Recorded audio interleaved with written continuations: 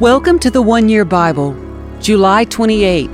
The Old Testament reading, 2 Chronicles chapter 21, verse 1 through chapter 23, verse 21. When Jehoshaphat died, he was buried with his ancestors in the city of David. Then his son Jehoram became the next king. Jehoram's brothers, the other sons of Jehoshaphat, were Azariah, Jehiel, Zechariah, Azariahu, Michael, and Shephatiah. All these were the sons of Jehoshaphat, king of Judah. Their father had given each of them valuable gifts of silver, gold, and costly items, and also some of Judah's fortified towns. However, he designated Jehoram as the next king because he was the oldest. But when Jehoram had become solidly established as king, he killed all his brothers and some of the other leaders of Judah. Jehoram was 32 years old when he became king, and he reigned in Jerusalem 8 years. But Jehoram followed the example of the kings of Israel and was as wicked as King Ahab, for he had married one of Ahab's daughters. So Jehoram did what was evil in the Lord's sight. But the Lord did not want to destroy David's dynasty, for he had made a covenant with David and promised that his descendants would continue to rule, shining like a lamp forever. During Jehoram's reign, the Edomites revolted against Judah and crowned their own king. So Jehoram went out with his full army and all his chariots. The Edomites surrounded him and his chariot commanders, but he went out at night and attacked them under cover of darkness. Even so, Edom has been independent from Judah to this day. The town of Libnah also revolted about that same time. All this happened because Jehoram had abandoned the Lord, the God of his ancestors. He had built pagan shrines in the hill country of Judah and had led the people of Jerusalem and Judah to give themselves to pagan gods and to go astray. Then Elijah the prophet wrote Jehoram this letter. "This is what the Lord, the God of your ancestor David, says. You have not followed the good example of your father Jehoshaphat or your grandfather King Asa of Judah. Instead, you have been as evil as the kings of Israel. You have led the people of Jerusalem and Judah to worship idols, just as King Ahab did in Israel. And you have even killed your own brothers, men who were better than you. So now the Lord is about to strike you, your people, your children, your wives, and all that is yours with a heavy blow. You yourself will suffer with a severe intestinal disease that will get worse each day until your bowels come out." Then the Lord stirred up the Philistines and the Arabs who lived near the Ethiopians to attack Jehoram. They marched against Judah, broke down its defenses, and carried away everything of value in the royal palace, including the king's sons and his wives. Only his youngest son, Ahaziah, was spared. After all this, the Lord struck Jehoram with an incurable intestinal disease.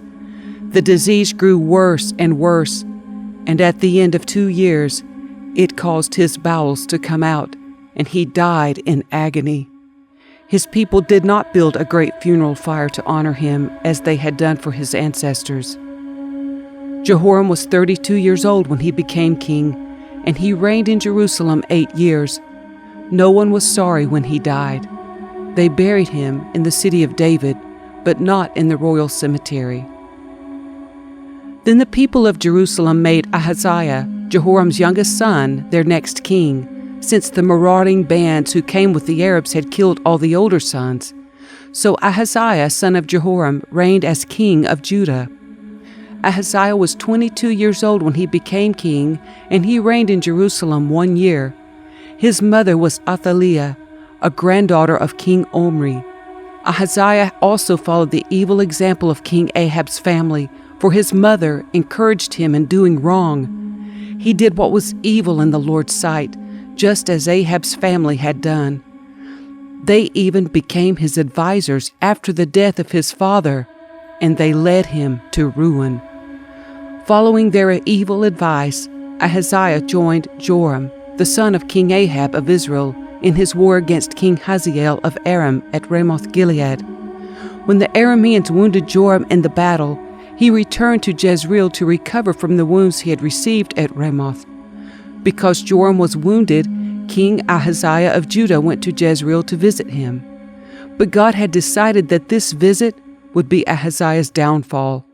While he was there, Ahaziah went out with Joram to meet Jehu, grandson of Nimshi, whom the Lord had appointed to destroy the dynasty of Ahab. While Jehu was executing judgment against the family of Ahab, he happened to meet some of Judah's officials and Ahaziah's relatives who were traveling with Ahaziah. So Jehu killed them all. Then Jehu's men searched for Ahaziah, and they found him hiding in the city of Samaria. They brought him to Jehu, who killed him. Ahaziah was given a decent burial because the people said, "He was the grandson of Jehoshaphat, a man who sought the Lord with all his heart." But none of the surviving members of Ahaziah's family was capable of ruling the kingdom. When Athaliah, the mother of King Ahaziah of Judah, learned that her son was dead, she began to destroy the rest of Judah's royal family. But Ahaziah's sister, Jehosheba, the daughter of King Jehoram, took Ahaziah's infant son, Joash, and stole him away from among the rest of the king's children, who were about to be killed. She put Joash and his nurse in a bedroom. In this way, Jehosheba, wife of Jehoiada the priest and sister of Ahaziah, hid the child so that Athaliah could not murder him. Joash remained hidden in the temple of God for 6 years, while Athaliah ruled over the land. In the 7th year of Athaliah's reign, Jehoiada the priest decided to act. He summoned his courage and made a pact with 5 army commanders: Azariah, son of Jehoram, Ishmael, son of Jehohanan, Azariah, son of Obed, Maaseiah, son of Adiah, and Elishaphat, son of Zichri.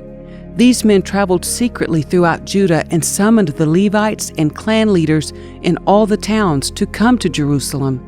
They all gathered at the temple of God, where they made a solemn pact with Joash, the young king. Jehoiada said to them, "Here is the king's son. The time has come for him to reign. The Lord has promised that a descendant of David will be our king. This is what you must do. When you priests and Levites come on duty at the Sabbath, 1/3 of you will serve as gatekeepers. Another 1/3 will go over to the royal palace, and the final 1/3 will be at the foundation gate. Everyone else should stay in the courtyards of the Lord's temple. Remember, only the priests and Levites on duty may enter the temple of the Lord, for they are set apart as holy. The rest of the people must obey the Lord's instructions and stay outside. You Levites, form a bodyguard around the king and keep your weapons in hand. Kill anyone who tries to enter the temple. Stay with the king wherever he goes." So the Levites and all the people of Judah did everything as Jehoiada the priest ordered. The commanders took charge of the men reporting for duty that Sabbath, as well as those who were going off duty. Jehoiada the priest did not let anyone go home after their shift ended. Then Jehoiada supplied the commanders with the spears and the large and small shields that had once belonged to King David and were stored in the temple of God. He stationed all the people around the king with their weapons ready. They formed a line from the south side of the temple around to the north side and all around the altar. Then Jehoiada and his sons brought out Joash, the king's son, placed the crown on his head, and presented him with a copy of God's laws. They anointed him and proclaimed him king, and everyone shouted, "Long live the king!" When Athaliah heard the noise of the people running and the shouts of praise to the king, she hurried to the Lord's temple to see what was happening. When she arrived, she saw the newly crowned king standing in his place of authority by the pillar at the temple entrance. The commanders and trumpeters were surrounding him, and people from all over the land were rejoicing and blowing trumpets. Singers with musical instruments were leading the people in a great celebration.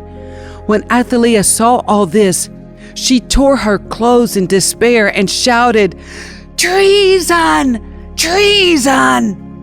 Then Jehoiada the priest ordered the commanders who were in charge of the troops, "Take her to the soldiers in front of the temple and kill anyone who tries to rescue her." For the priest had said, "She must not be killed in the temple of the Lord." So they seized her and led her out to the entrance of the horse gate on the palace grounds, and they killed her there.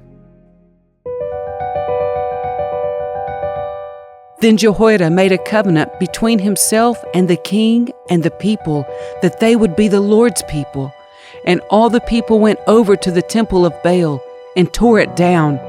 They demolished the altars and smashed the idols, and they killed Mattan, the priest of Baal, in front of the altars. Jehoiada now put the priests and Levites in charge of the temple of the Lord, following all the directions given by David. He also commanded them to present burnt offerings to the Lord as prescribed by the law of Moses, and to sing and rejoice as David had instructed. He also stationed gatekeepers at the gates of the Lord's temple to keep out those who for any reason were ceremonially unclean. Then the commanders, nobles, rulers, and all the people of the land escorted the king from the temple of the Lord. They went through the upper gate and into the palace, and they seated the king on the royal throne. So all the people of the land rejoiced, and the city was peaceful because Athaliah had been killed.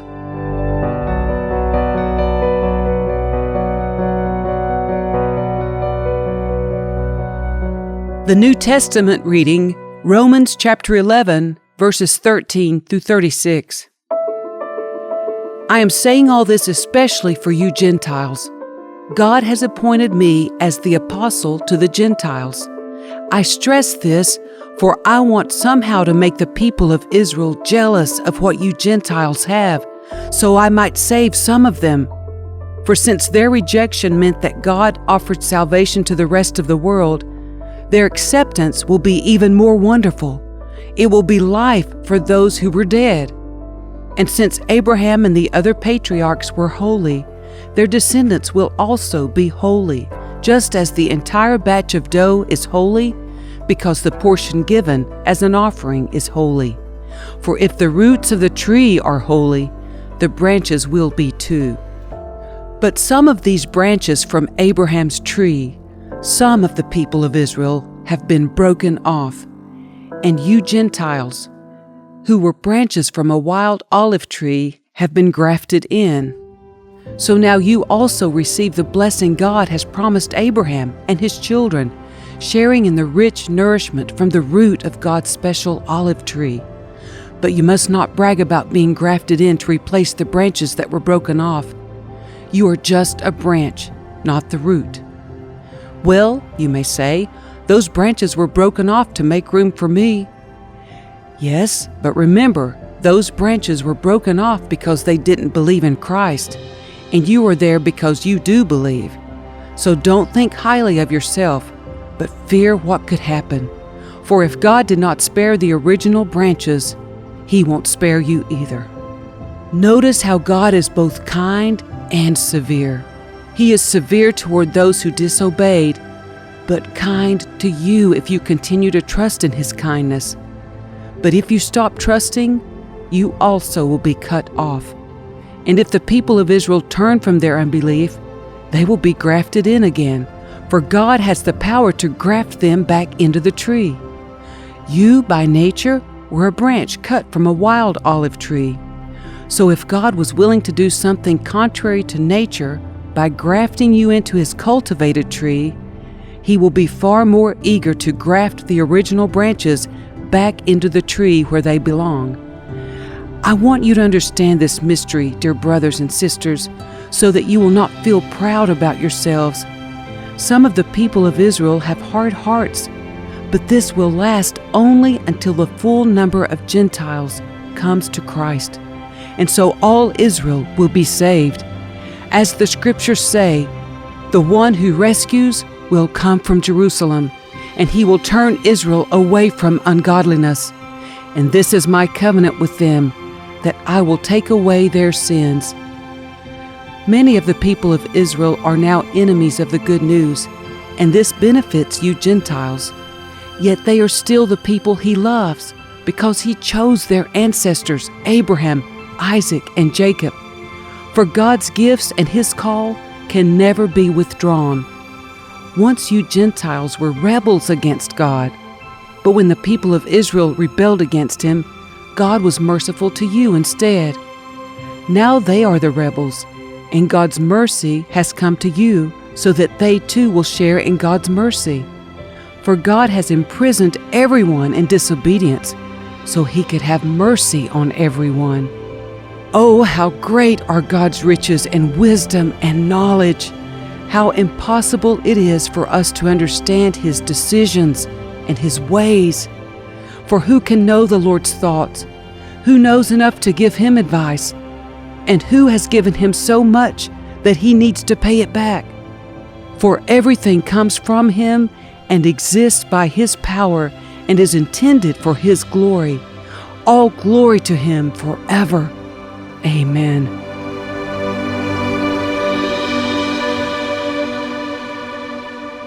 Psalm 22, verses 1 through 18.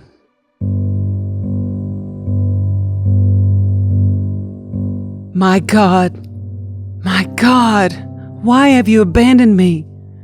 Why are you so far away when I groan for help? Every day I call to you, my God, but you do not answer. Every night I lift my voice, but I find no relief. Yet you are holy, enthroned on the praises of Israel. Our ancestors trusted in you, and you rescued them. They cried out to you and were saved.